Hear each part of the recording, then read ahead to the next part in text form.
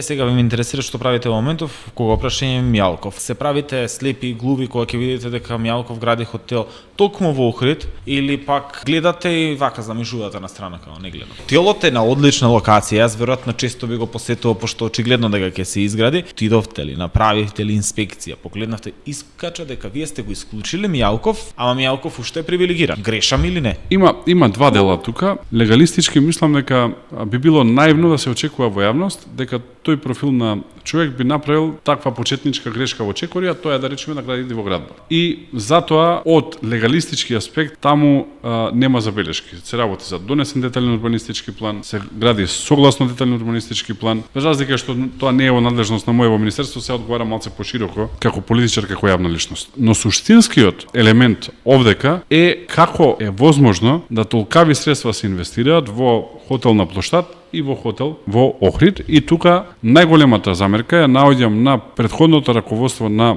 Обвинителството за организиран криминал и корупција. Вилма Русковска пак ви е крива.